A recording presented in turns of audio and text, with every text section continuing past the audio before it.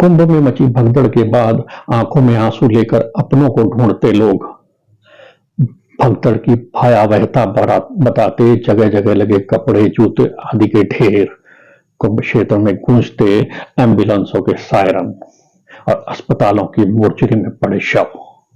प्रयागराज के धार्मिक आयोजन में ये भयावहता नहीं होती अगर सिर्फ एक झूठ नहीं बोला गया होता, एक भ्रम नहीं फैलाया गया होता। ये झूठ जिसने कई जानें ले ली और कईयों के अपने छीन लिए, एक भ्रम जिसने पूरे कुंभ क्षेत्र में अव्यवस्था फैला दी, एक झूठ जिसने प्रयागराज समेत पूरे उत्तर प्रदेश और देश में अफरा तफरी मचा दी। वो झूठ बोला गया था एक संगठित समूह के रूप में। उस भ्रम को फैलाने के लिए बाकायदा एक योजना थी। इस झूठ और भ्रम को फैलाने के लिए जो संगठित समूह लगा था उसमें शामिल थे नेता, मेनस्ट्रीम मीडिया, कथावाचक और सोशल मीडिया इन्फ्लुएंसर। इस झूठ को फैलाने का सिर्फ एक मकसद था और वो था स्वप्रचार करना।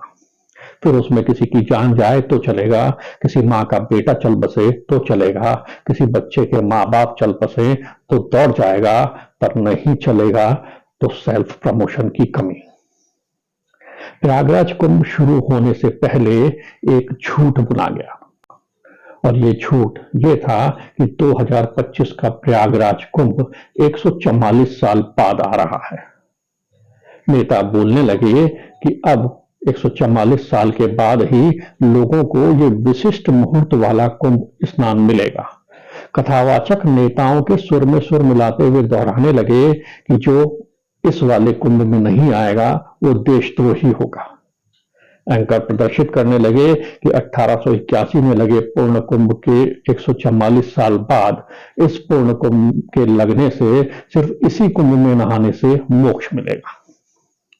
144 साल के इस दावे के पीछे की वजह पूछी गई तो सरकार, मीडिया समूह और कथावाचक एक ही बात दोहराते नजर आए, वो ये कि 12 पूर्ण कुंभों के बाद ये वाला कुंभ आया है, यानी कि ये 13वां पूर्ण कुंभ है।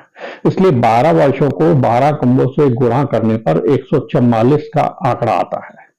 अब ये 144 का आंकड़ा अगले 144 साल बाद यानी 2169 में ही आएगा। यही सबसे बड़ा झूठ था जो धर्म प्रेमियों से बोला गया।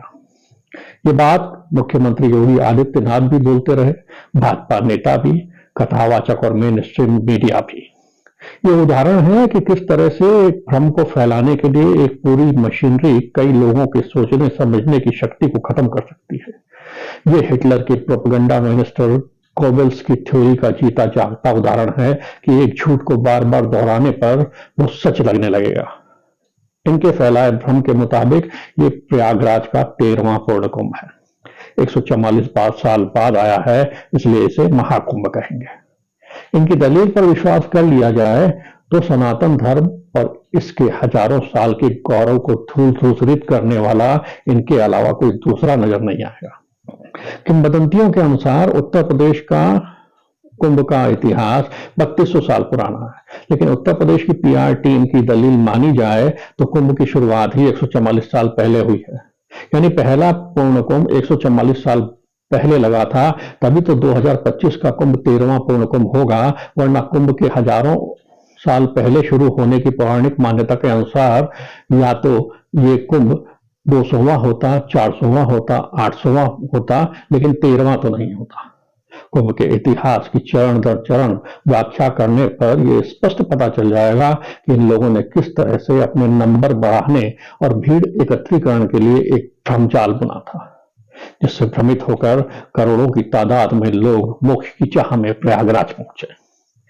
इसी भीड़ को सरकार संभाल नहीं पाई और मौनी अमावस्या के दिन भगदड़ में कई लोग अपनी जान गंवा बैठे। इलाहाबाद या प्रयागराज में कुंभ की मान्यता तो बहुत पुरानी है, लेकिन 144 साल बाद लगने वाले कुंभ के दावे को देखा जाए तो 2025 के पूर्ण कुंभ के पहले 1882, 1894, 1906, 1918, 1930, 1942, 1954, 1966, 77, 89, 2001 और 2013 में कुल 12 पूर्ण कुंभ का योग बना था। 2013 के बाद 2025 में 13वां पूर्ण कुंभ लग रहा है, जिसे 144 साल बाद लगने वाला पूर्ण कुंभ बताया जा रहा है।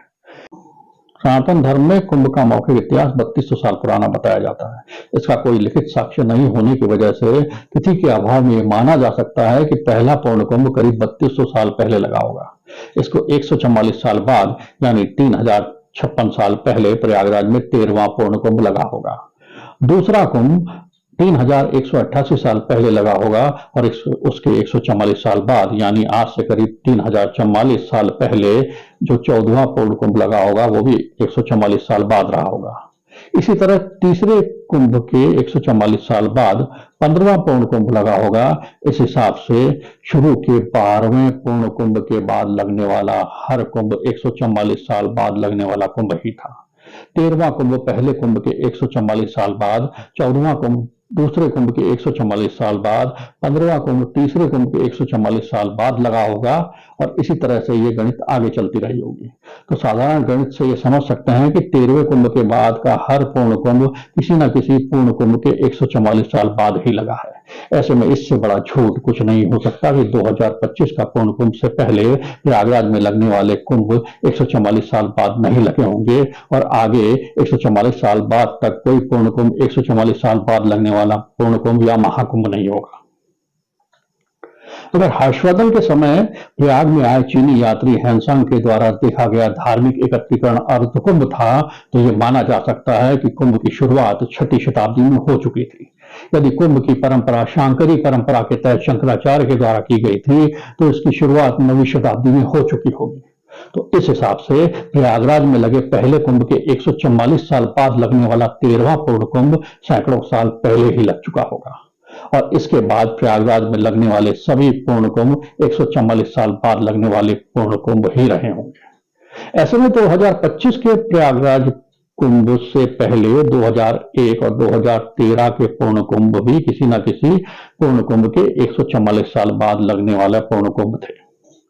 2037 और 2049 और इसके बाद प्रयागराज में लगने वाला हर पूर्ण कुंभ 144 साल बाद लगने वाला पूर्ण कुंभ यानी महाकुंभ होगा। अब आते हैं 2025 के कुंभ पर। ये कुंभ यदि 12वें पूर्ण कुंभ के बाद का कुंभ है तो इसका मतलब ये है कि पहला कुंभ 144 साल पहले यानी कि 1881 में लगा होगा। 144 वर्ष पहले वर्ष 1881 में जब 12 पूर्ण कुंभ के बाद महाकुंभ का आयोजन हुआ था। 2025 का पूर्ण कुंभ 1881 के पूर्ण कुंभ के 144 साल बाद लगा है। ये बात अधिकांश टीवी चैनल्स के वो एंकर भी बोल रहे हैं जिन पर पढ़ लिख कर जानकारी जुटाने और उसे लोगों तक पहुंचाने की नैतिक और सामाजिक जिम्मेदारी थी। लेकिन हकीकत यह है कि 1881 में तत्कालीन इलाहाबाद और वर्तमान प्रयागराज में कोई कुंभ मेला लगा ही नहीं था। उस समय पूर्ण कुंभ मेला लगा था 1882 में। अब अगर आप थोड़ी भी गणित जानते होंगे तो सीधे हिसाब लगा लोगे कि फिर तो 2025 का पूर्ण कुंभ 144 नहीं 143 साल बाद लगा है। तो 12 गुना 12 का तो गणित ही फेल हो गया। ये तो 12 गुना 11 प्लस 1 गुना 11 हो गया। प्रयागराज कुंभ का ये एक साल कहां और क्यों गायब हुआ और अतीत और भविष्य में कभी भी 144 साल बाद पूर्ण कुंभ क्यों नहीं लग सकता, ये खगोलीय जानकारी अगली खबर में बताएंगे। लेकिन अभी बात उस झूठ की। 144 વર્ષ પછી આ મહાકુંભ પ્રયાગરાજમાં થવા જઈ રહ્યો છે। ऐसा कुंभ 144 साल बाद लगता है जिसे महाकुंभ कहते हैं। 144 वर्ष के बाद महाकुंभ का यह मुहूर्त आ रहा है। पर जब 12 बार एक जगह का कुंभ पूर्ण होता है तब 144 वर्ष के बाद महाकुंभ आता है। इस बार जो संयोग बन रहा है वो 144 साल के बाद आया है, इसलिए वक्त निकालकर आप भी इस बार प्रयागराज जरूर जाएं, महाकुंभ में शामिल हो, संगम में डुबकी लगाएं। संगठित रूप से धर्म भीरू लोगों की धार्मिक भावना से खेलते हुए 143 की जगह 144 साल बाद लगने वाला एकमात्र 13वां पूर्ण कुंभ होने का जो भ्रम फैलाया गया, वो बात धर्मनिष्ठ तब होती जब 1882 की जगह 1881 में इलाहाबाद में कुंभ लगता और वो वाला पूर्ण कुंभ पहला पूर्ण कुंभ होता, यानी कि कुंभ की शुरुआत हिंदुओं की मान्यता के अनुसार प्राचीन और पौराणिक नहीं होके इसी दिन से हुई होती है। तो 44 साल का विशेष महत्व बताने के पीछे का जो कारण कई टीवी चैनल और कथावाचक बता रहे हैं वो अंक ज्योतिष से जोड़कर बता रहे हैं। इसका वैदिक ज्योतिष से कोई लेना देना नहीं है। वैदिक ज्योतिष के अनुसार तो प्रयागराज कुंभ सिर्फ और सिर्फ तभी होता है जब अमावस्या के दिन बृहस्पति वृषभ राशि में और सूर्य व चंद्रमा मकर राशि में हो। प्रचार के लिए नेताओं, टीवी एंकर्स, कथावाचकों द्वारा इसमें अंक ज्योतिष छोड़कर 144 साल का विशेष महत्व बताया गया और वो महत्व ये बताया गया कि 144 के अंक के 1, 4 और 4 का योग 9 होता है। 9 अंक को शुभ माना जाता है। तो फिर ये योग 2001, 2013 के कुंभ में भी बना था और 2037 के कुंभ में भी बनने जा रहा है, क्योंकि 2037 का कुंभ 1895 वाले पूर्ण कुंभ के 144 साल बाद लगेगा। वैसे 2025 का कुंभ 144 नहीं 143 साल बाद का है, इसलिए 9 के अंक की ज्योतिष ही फेल हो जाती है। जिसने भी ये गणना की है वो गणना ही गलत की। कुछ मीडिया चैनल ये भ्रम भी फैला रहे हैं और ये दावा भी कर रहे हैं कि 2025 और 2044 का विशेष योग है। 2025 का 2025 और 144 का 1, 4 और 4 का योग 9 होता है। लेकिन वो ये अध्ययन करना भूल गए कि कुंभ 1989 में भी लगा था और वो कुंभ 1845 में लगे कुंभ के 144 साल बाद लगा होगा। तो 1, 9, 8, 9 और 1, 4, 4 का योग भी 9 होता है। इसलिए 2025 के कुंभ के इस अंक ज्योतिष के अनुसार भी विशेष होने की दलील फिट नहीं बैठती है। प्रयागराज में कुंभ की शुरुआत कब हुई इसके संबंध में जानने के लिए प्रथम प्रयास तब शुरू हुआ जब 1954 की भगदड़ की जांच के लिए न्यायिक आयोग गठित किया गया था। इस आयोग के समय से ही इलाहाबाद कुंभ की शुरुआत का इतिहास जानने के लिए दस्तावेज पलटे जाने लगे। उस समय कुछ खास नहीं मिला तो जांच रिपोर्ट में प्रस्तावना में प्राचीन और पौराणिक मान्यताओं को ही प्राथमिकता देते हुए रिपोर्ट जारी कर दी गई।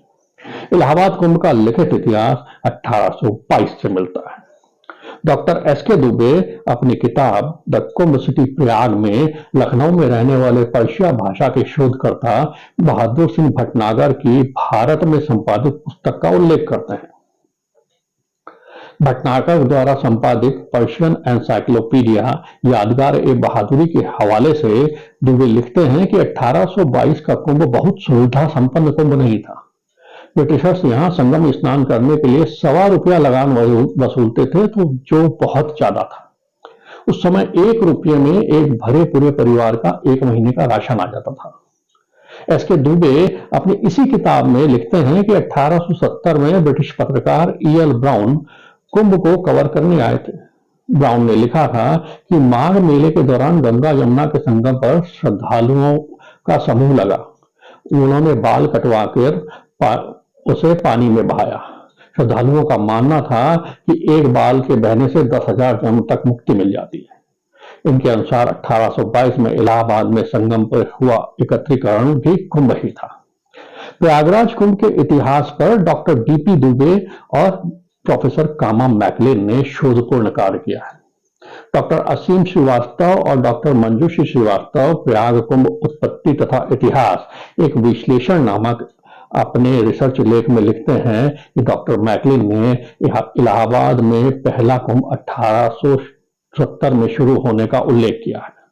प्रोफेसर मैकलिन ने अपने शोध पत्र the modern beginning of the ancient Kumbh में लिखा है कि उपलब्ध साक्ष्यों में इलाहाबाद के मेले को कुंभ नाम से अभिहित किए जाने का दृष्टांत सर्वप्रथम तीर्थ यात्रा और सफाई व्यवस्था संबंधित वर्ष 1868 की ब्रिटिश सरकार की एक प्रशासनिक रिपोर्ट में मिलता है।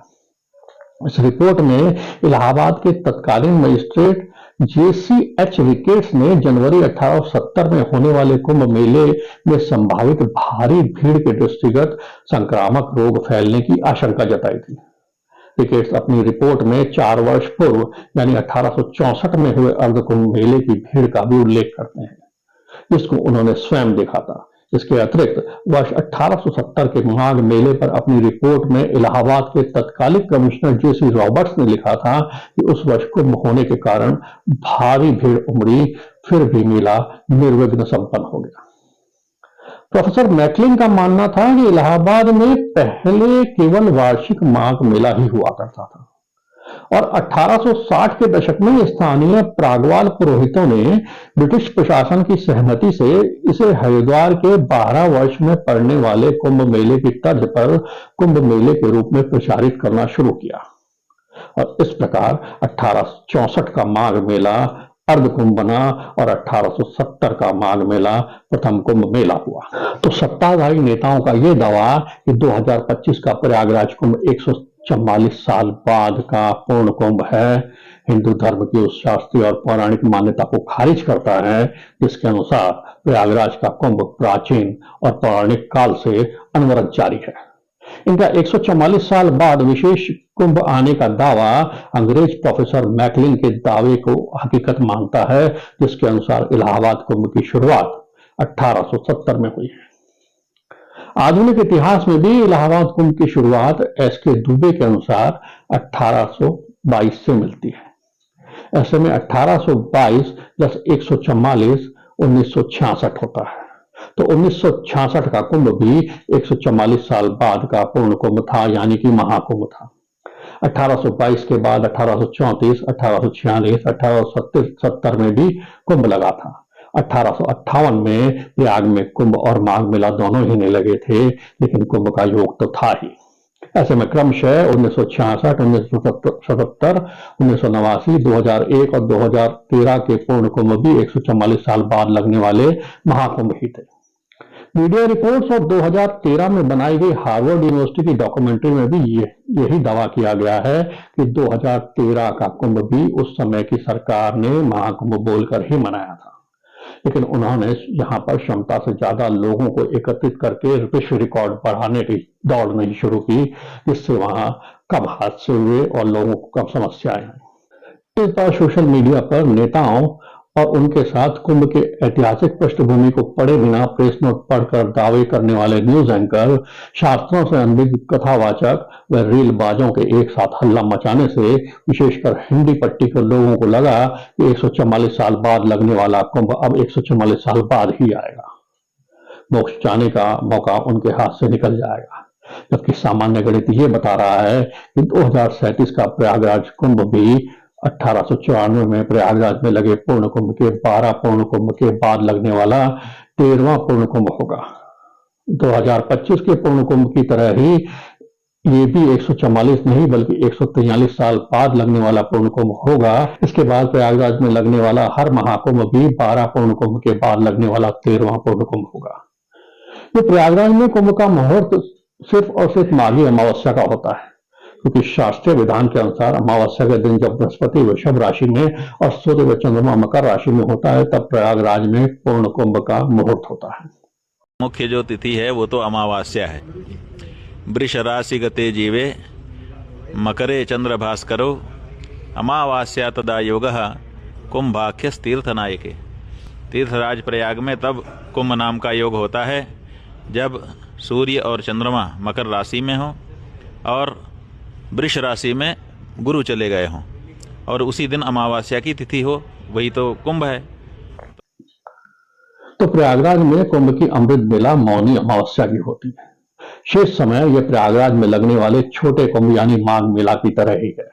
खुद शंकराचार्य अभिमुक्तेश्वरानंद ने कहा है कि कुंभ का इतिहास तो हजारों साल पुराना है, फिर यह अकेला कुंभ ही 144 साल बाद का थोड़ा ही होगा। इससे पहले और इसके बाद आने वाले हर कुंभ 144 साल बाद लगने वाले पूर्ण कुंभ ही हैं। उनके अनुसार शास्त्रीय विधान में सिर्फ 2 तरह के कुंभ हैं, अर्ध कुंभ और पूर्ण कुंभ। लेकिन कलयुग में सच के जगने से पहले ही 144 साल बाद वाले इस पूर्ण कुंभ की दुर्लभ घड़ी के 144 साल बाद फिर से आने का झूठ पूरे देश में घूम चुका था। अर्ध कुंभ कहते हैं, 6 वर्ष में ही अर्ध कुंभ मना लेते हैं। फिर जो कुंभ आता है उसको पूर्ण कुंभ कहते हैं। फिर कहते हैं 12 कुंभ बीतने के बाद, लेकिन वो 12 कहाँ से शुरू होगा?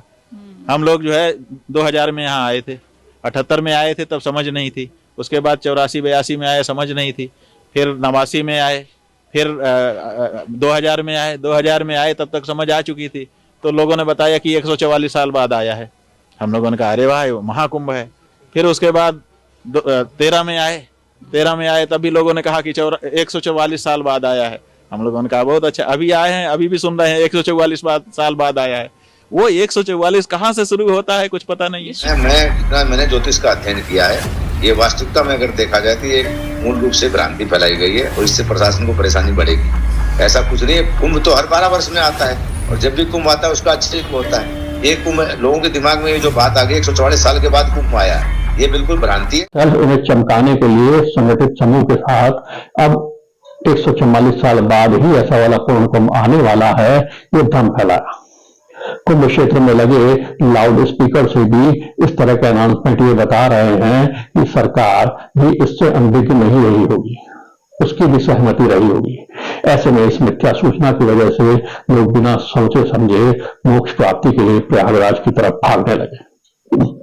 परिणाम स्वरूप स्नान के लिए एकत्रित हुई अनियंत्रित भीड़ की वजह से मौनी अमावस्या पर संगम क्षेत्र में लोगों की जान गई।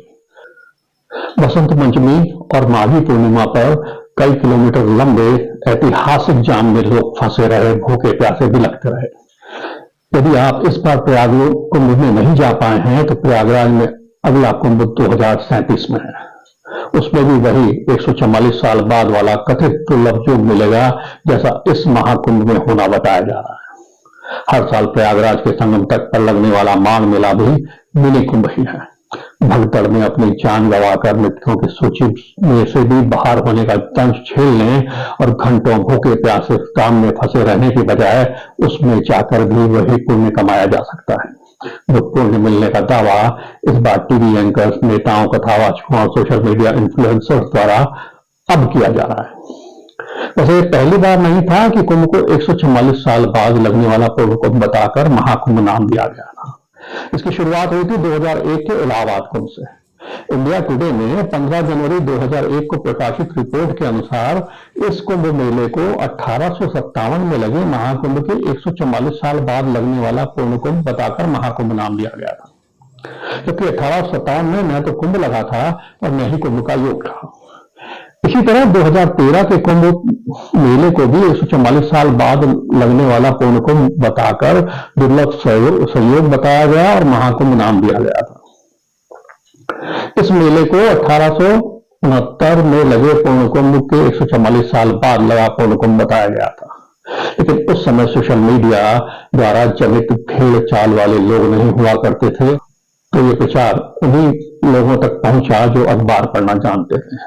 2025 के पूर्ण कुंभ के 144 साल बाद आने का दावा करने वाला टीवी चैनल और इंडिया टुडे मैगजीन एक ही टीवी टुडे ग्रुप की है, जिसमें 2025 के प्रयाग कुंभ को 144 साल बाद लगने वाला पूर्ण कुंभ होने का दावा करके महाकुंभ बताया जा रहा है।